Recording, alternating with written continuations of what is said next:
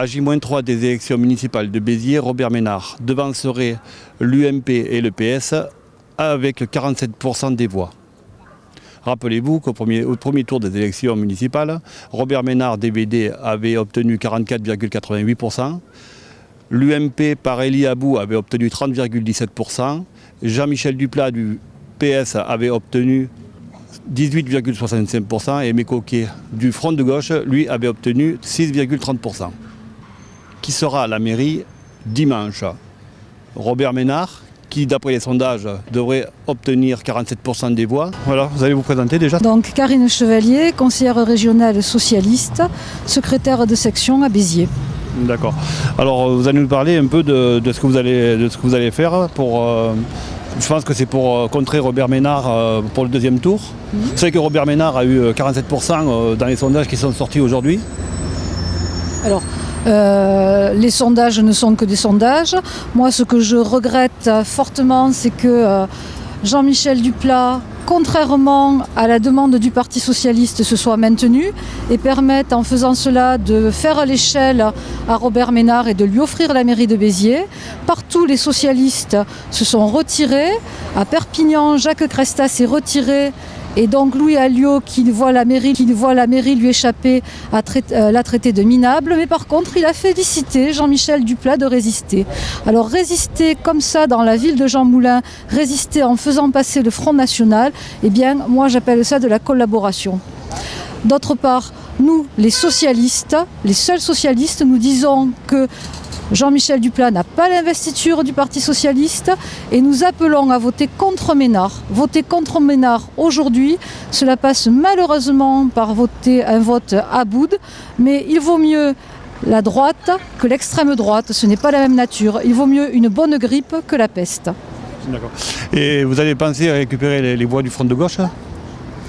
Nous pensons que tous les citoyens qui sont conscients du danger que va apporter Robert Ménard une fois qu'il serait installé à la tête de la ville, nous pensons que tous les citoyens bitérois vont réfléchir et que les citoyens de gauche vont comprendre que malheureusement nous n'avons pas d'autre choix. Le seul moyen d'empêcher Robert Ménard d'arriver à la mairie de Béziers, c'est de voter Elie Aboud.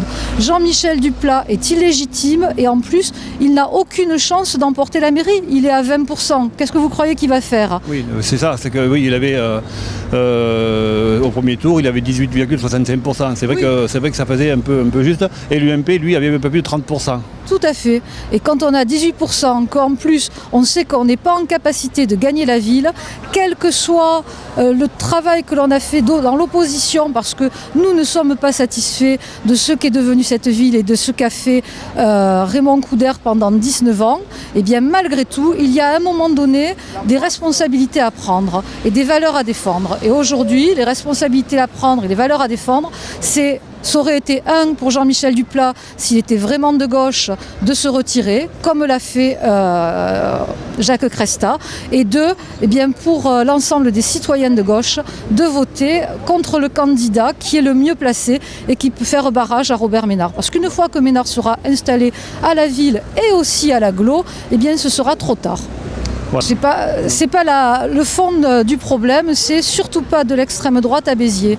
Moi j'entends des gens qui disent « Ah mais finalement l'extrême droite à Béziers, dans 6 ans ils seront balayés comme à Vitrolles, comme à Marignane ou comme à Toulon ».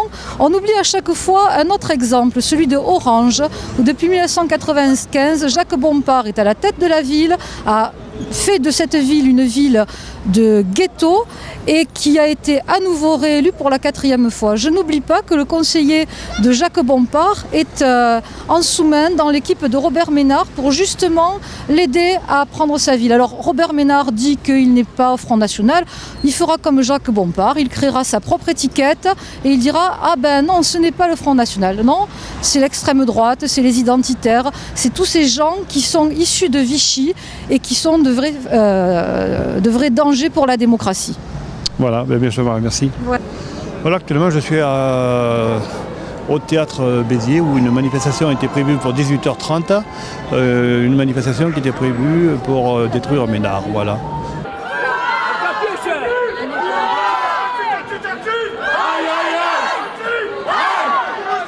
République,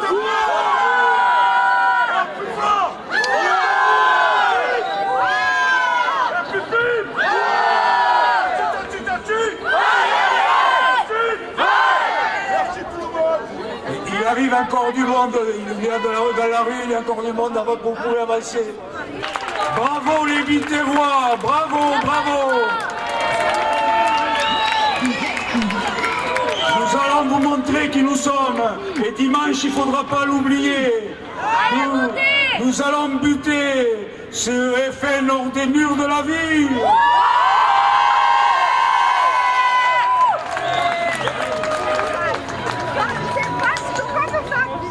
Ben écoutez, amis et camarades, est-ce que nous allons ici s'installer, ce petit Führer, ce petit Ménard, qui est venu avec ses idées malsaines, ses idées populistes.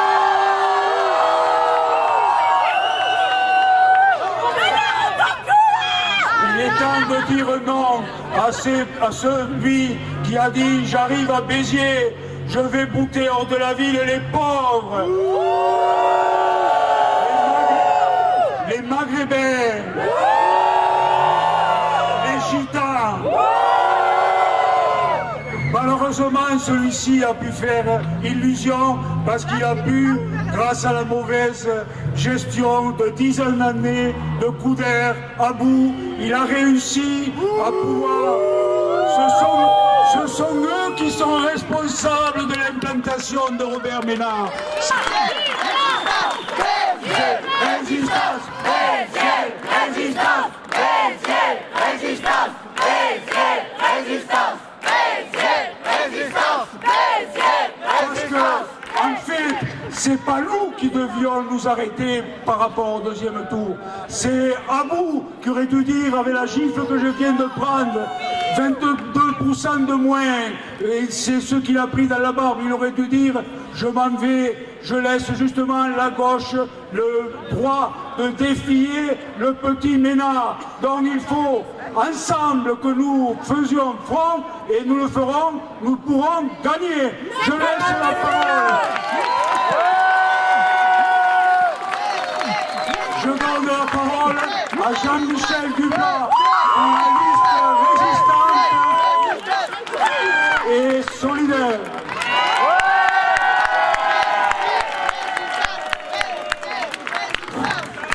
Merci à Aimé. Je vais d'abord demander à Jean Varela, le président de notre comité de soutien, qui est à nos côtés depuis le début et qui a animé cette campagne. Au TIC, c'est comme pour les apéritifs, il faut se méfier des contrefaçons. Alors, la situation est grave à Béziers. Dimanche dernier, le candidat soutenu par le Front National et toutes les composantes de la droite extrême a fait un score sans précédent, dépassant de très loin le score très élevé déjà que Jean-Marie Le Pen avait pu faire ici au présidentiel.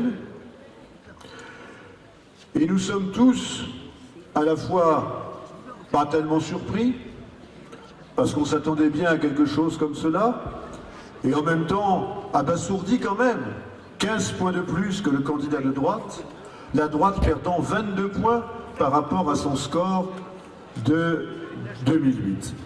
Alors on a tenté de dire d'abord, c'est les électeurs de gauche, déçus du gouvernement, qui ont voté Ménard. Enfin écoutez, comme il nous reste encore 25 points, il faudrait donc que nous soyons quasiment majoritaires dans cette ville pour avoir en plus apporté des voix à Robert Ménard. La réalité c'est quoi ? C'est que cette municipalité a été sanctionnée, rejetée, qu'elle est en perdition.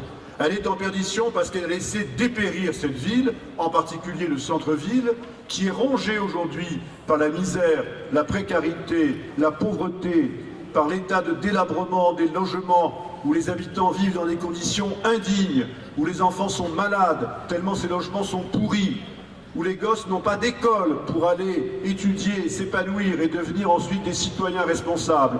Voilà cette situation.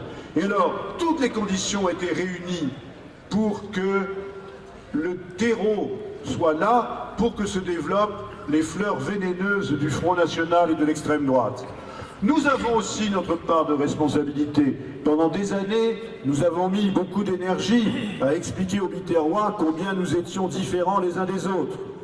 Pendant ce temps-là, la droite continuait elle continuait à affaiblir notre ville et l'extrême droite attendait son heure. Alors bien sûr, il s'est trouvé des circonstances, un battleur habile, un mouvement dans le pays,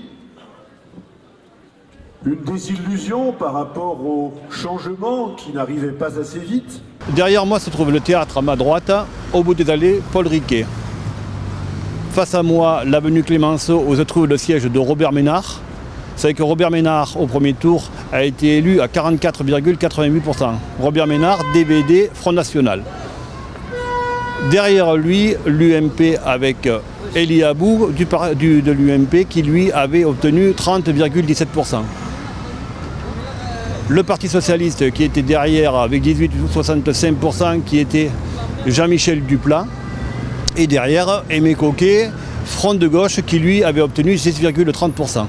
Pensez qu'au deuxième tour, le Parti Socialiste qui n'a pas voulu se désister devrait rallier ses voix avec Aimé Coquet du Front de gauche, ce qui leur ferait un peu moins de 25% et qui ne pourrait pas contrer le Front National qui lui aurait, d'après les sondages qui ont été sortis aujourd'hui, 47%.